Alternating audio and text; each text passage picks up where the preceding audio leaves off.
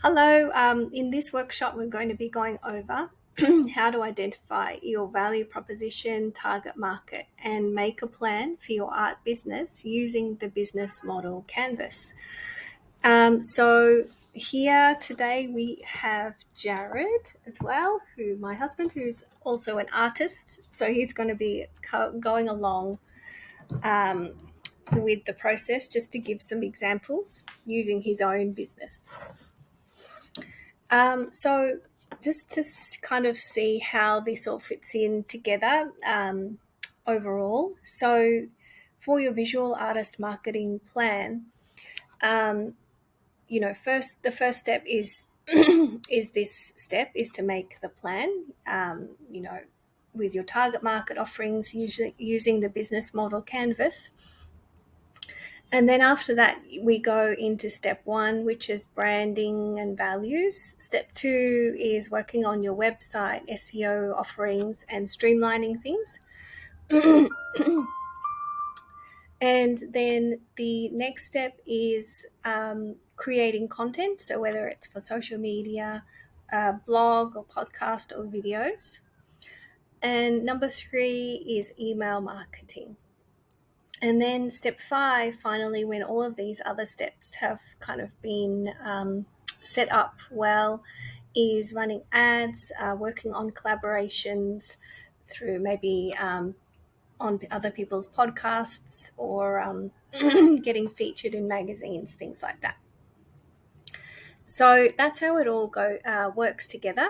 But it's important to keep in mind that all of these steps all should go back to your plan, which is like how you are serving your ideal, your target market. So let's have a look at our business model Canvas.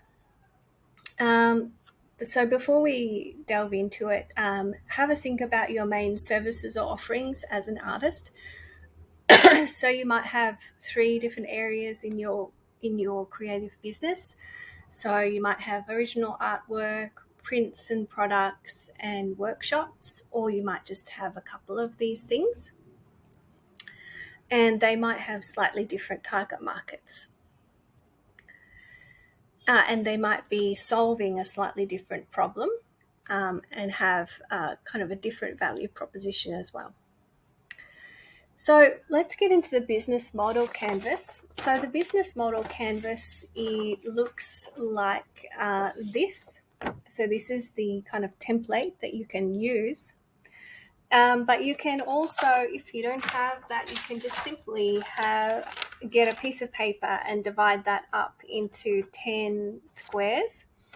And there is 9 parts to the business model Canvas, and one can be for notes. And I recommend to use either sticky notes that can be replaced easily, or you could use a pencil and then you can erase it. Because the business model Canvas is designed to be really, really brief, easy to update, and very agile. And it actually replaces your traditional business plan, which, I don't know if you've ever done your business plan, but it takes hours and hours, and it seems like it's almost out of date, a week later, and then it's almost obsolete because, things change so quickly, new opportunities come up, or you have changes in direction. So the business model Canvas is designed to kind of accommodate all of that. And it's also easy to understand, and you can use it as a roadmap, so it can make it quite easy to see which areas you need to work on first.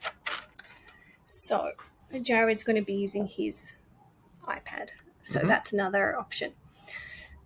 So the business model Canvas, it has 9 parts, 9 building blocks, and the first 4 parts are all about the customer and the customer journey, whereas 5 to 9 is more about your business structure and your offerings.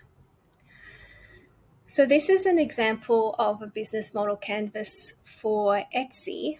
And you can see for them, they have 2 different customer segments. So they have the buyers, so people who want to buy unique items or vintage items or like handicrafts. And they also have sellers as their second customer segment. And this because the sellers is one of their customer segments, because of course they take a commission from the businesses who use Etsy to sell products and artwork. So, and we can also see the value proposition is different too for those two different segments. So for the buyers, it's a place to buy unique or handmade items. And for sellers, it's somewhere that another place they can sell their products online. We'll go into more detail, of course, for all of these parts, but this is just an example or an overview. So let's get started on your own business model canvas. So for the first part, so if you're just using a piece of paper, you could write number 1 here in the top left corner, and it will be your customer segments. So you had a little think about your offerings before we started. So it might be your original artwork or workshops or prints products. So yeah, but also keep in mind when you're thinking about your customer segments, customers do not exist to buy from you. You exist to serve them and fulfill their needs. So that's a really good mentality to keep in mind when you're going through this whole process, that you're there to serve them. So when you're writing down your customer segment, maybe you will have one customer segment for your original artwork. Say that's maybe your A segment, and that might be a slightly older demographic who has more income or high income. And perhaps you have either prints or workshops, and that might be your customer B segment, and that they might be slightly younger, or they might be the same age. They might even be the same customer segment. So have a think about your A segment for original artwork, and what gender are they, where do they live, their hobbies, likes and dislikes. So you can just think of previous clients you've had, just generally. Have they been mainly female? Have they been both male and female? What do they really love? Do they like gardening, botanicals, things like that? So let's have a look at Jared's example. Right, so mine is my customers are 30s, 40s and 50s. They own their own home. They are generally living in Western countries, and they need things to lend a certain mood and style and sense of home crafted, bespoke classiness to their house. Great. And for Jared's art, it's a digital designs. So do you have will you have original artwork that's like prints, limited edition prints, okay, as well as what do you call that other stuff? Merch. Okay. Yeah. Okay. So for the original artwork, more for the limited edition, it would be slightly older demographic who has a bit more cash. Yeah, probably not possibly so much the 30s, maybe 40s, 50s, and 60s for the limited edition stuff. Yeah. Great. Yeah. And their interests are art, graphic design, excellent homebrew coffee, homemade food. They probably make their own kimchi and kombucha. Excellent. Yep. Okay, they sound like hipsters. They sound like us. Okay. Yes. All right. So that's a good example of customer segment for A. And for Jared's customer segment B, it would be probably 30s to 40s and very similar interests. Yeah. But merch, so they don't necessarily have as much money. They might be renting. Yes. Yeah. So they might have a need to decorate their house, something like that. Yeah.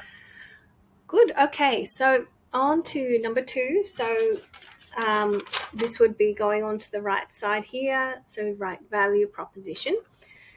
So here you'll be thinking about how you fulfill a need or a want, and so that relates back to your two customer segments. So think about your customer segment A for your limited edition prints or for your original artwork, and how do you fulfill a need?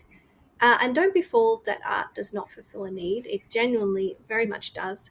And it can be a stronger need than something that we just like use, like something that we have to have.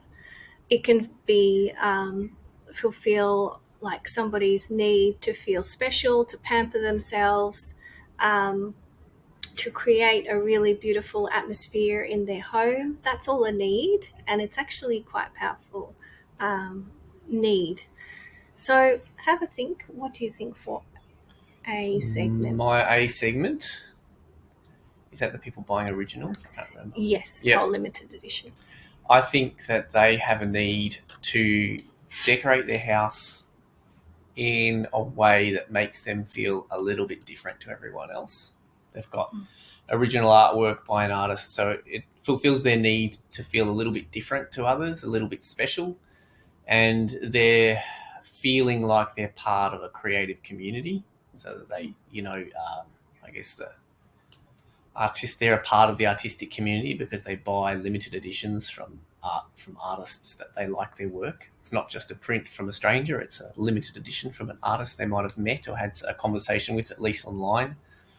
Also, they have a need to give their home a handmade aesthetic. They want to feel like their life is bespoke, not mass produced, and so that gives them that need. And also, just they will have a need to put beautiful things in their house that livens it up and makes it more personal and reflects their values, reflects the things they enjoy.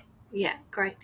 And so for your customer segment B, so for your products and things like that, is there something else? I guess think it's probably the same. They just don't have as much money. Yes, so more like there's a need to have all these lovely things, but at a slightly cheaper price. So like with decorating their rental property. Yep, making it feel like it reflects their personality, their interests, and the community that they want to feel a part of. Yeah. And they can still have that personal connection, even if they buy a print. I can still provide that by, talking to them and things like that, even if it's just online. Yeah, great.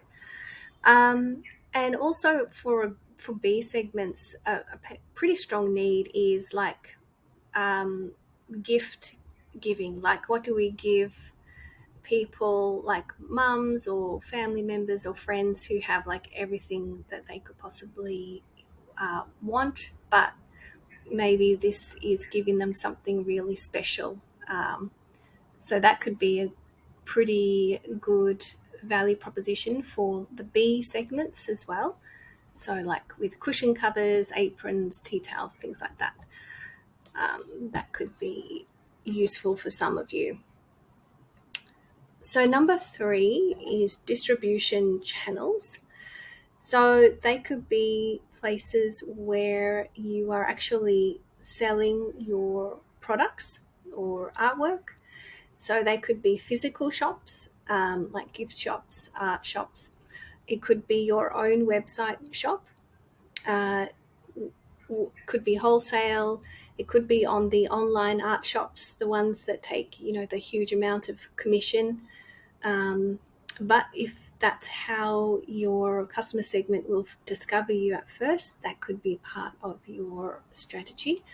And another way could be just through a contact form. So perhaps your customer segment is a bit older and they don't want to buy things through an online shop. They would prefer to contact you directly first and make that connection.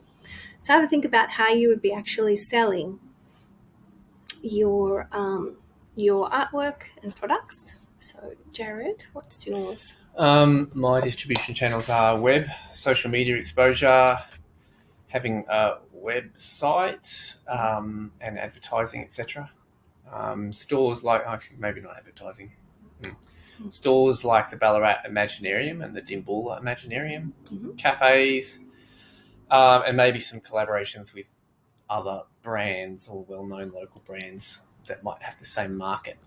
Yeah, and I think you were also thinking about collaborate like with clothing labels. Yeah, That would be clothing. good. Or, Yeah.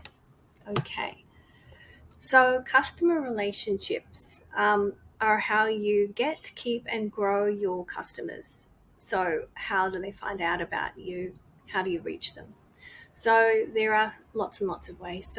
But you need to think about, always go back to your customer segments and think about how they would actually respond well to your artwork. So it could be through podcasts or could be through blogging, advertising on social media or elsewhere in magazines, email list. All of you should write down email lists because email lists are a great way to just build that community of people who are interested in your artwork, and it doesn't depend on any algorithm or having to pay for ads. So everyone write that one down. Social media. So have a think about the social media that your customer segments use, but also think about ones that they would respond well to for art. You know, possibly Instagram is a good one for art, or Facebook, but maybe it could be other platforms like Pinterest. Okay, think about SEO. Probably that would be a good one to at least do a little bit on your website, because organic search is quite. It just appears like very reliable, very like you've got good expertise. And also think about freebies, if that's a good way to grow or keep customers. Okay, so Jared, your customers, relationships. Customer relationships, social media, Facebook, Insta, Reels, lots of Reels, website with organic SEO, pretty much everything you just said. YouTube videos, an email list, and maybe even some sort of subscription service.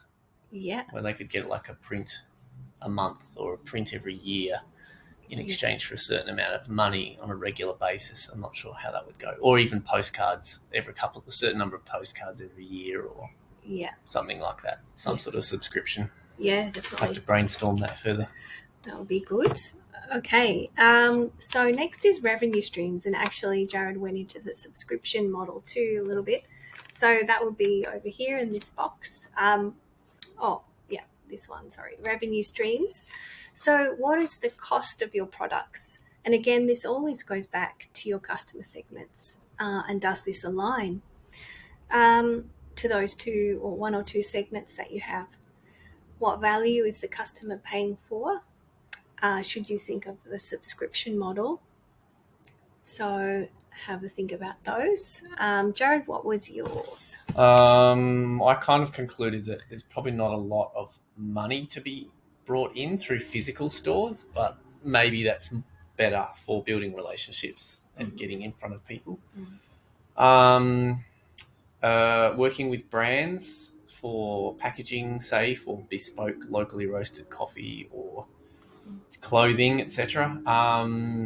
Revenue stream. So there was a subscription thing I was thinking of. Online store through the website, which, you could say have a print of 10 made and prepared, and then release them and then have a bit of build up, like in the weeks leading up, and then have a release date. And so there's a sense of kind of urgency, and then sell those through the online store and sort of let your customers know about that through social media and newsletter. And Instagram presence. No, I've just skipped revenue stream. I think that's it. Yep. Okay. And so what do you think the cost for that B segment? What kind of costs do you think they would be willing to spend on their decorating products? I think up to sort of 200-ish, I reckon, $200 to Yep. $300 at Yep. the top end. Yep. Not all of them would spend that much. Yeah, so maybe like 25 to 200 Yeah. for various items. Yeah. Yeah, good. And for the A segment for these? A segment, I think you could probably go up to 800 if your credibility would stretch that far. Mm-hmm. I think for the limited edition stuff, it would depend on size, but I think and framing is going to add a huge amount of cost as well as transport. But I think framed and transported, you could probably go up to 1,000 for my work, maybe. Yep. Okay, so that A part was all about your customer segment. Now we're going into B, which is infrastructure and how your business is going to be set up. So resources. So basically for artists, the main resource you have is you and your skill and your style. You can also think about, do you need to do any courses or anything to up level your skill? Do you need to have any programs to achieve this? Do you need a big email list? Do you need a VA or an assistant to keep other things chugging along? You might have, very special equipment, brushes, paints, things like that. Okay, yours? Right. My resources are my skill and an iPad, which I have. An iPad Pro would be nice, but for now I just use a little iPad. Email list is a resource. Website is a resource. Yeah. That's probably about it. Yeah, maybe the programs you're using. Programs I use, and also I guess the laptop as well, because sometimes the iPad I need to use the two of them together, especially if I'm working with bigger images. Yep, cool. Good. Okay, so on to number 7, which is your key activities. So your key activities must be directly related to your value proposition. And if it's not, then you do kind of really need to reassess where you are spending your focus and your time. So have a think about, what do you need to do? What are you passionate about doing? And can you outsource any non-key activities? So, for example, doing your original artwork or running your workshops could be one of your key activities. You could also think about, what are you passionate about doing? So if you are really terrible about sending emails or posting to social media, then that could be a good thing to think about. Perhaps outsourcing, getting a VA or an admin assistant. And also it's good to identify what you're passionate about doing. Like, for example, we're in Bali at the moment and we're working here, and it's still a pleasure to do a lot of my work because it's something that I enjoy doing. So, just think about the direction that you want to go with your artwork, and is it Bali proof? Would you be, in Bali having a nice time and still be really happy to get back to working on, your key activities? So, Jared, what's your key activities? If you'd asked me 10 years ago, I would have said the only one was just drawing all day long, but I've learnt a bit about myself since then, and I think I would probably go mad if that's all I ever did. So drawing and making artwork is the key activity, but I do enjoy the social media side of it, making my own social media posts, because I actually like writing and when I approach it the right way, and doing product design, that's something I would need to do myself. So managing other than artwork, managing the social media side of it, writing and putting together posts, and doing the product design, because I'm very particular and it all needs to be done a particular way. Anything else, I'm happy to get someone else to do it for me, if possible. Yeah, great. Okay. Good. So next is your key partners. So do you need to? So this is just a space to write down any of the people, shop owners who you might want to be working with to display your artwork, any galleries, promoters, collaborations, things like that. So these aren't people who would be buying your artwork, but they might be people who you have like an official agreement with to work together, and that will have a good effect on your art business. So, Jared, Key yes. partners, local businesses or local brands that I could work with, and Yep. with my work. Yeah. Social media, other artists, local artists, and also international artists who might do something similar or that complements my work. They complement each other. Some local art stores like the Ballarat and the Dimboola Imaginariums, homewares stores, which is kind of the Imaginariums but a little bit less arty, and Creative City Ballarat, who have lots of grants and projects that you can tender. Great. Okay. Now, the final one is cost structure. So you can think about, what do you need to pay for your materials? Do you need to pay for any training? And are your costs aligned with your value proposition? So this is a good area to think about all of your subscriptions that you have. Do they relate to your value proposition? Are they actually really valuable to your business? If not, that this could be a good, way to eradicate some. So maybe you can just draw a line through and reassess. And it's this is a good process to think about how much are you actually paying per month for all of your materials, paint and things like that. And are you including that in the cost of your product properly? So, Jade?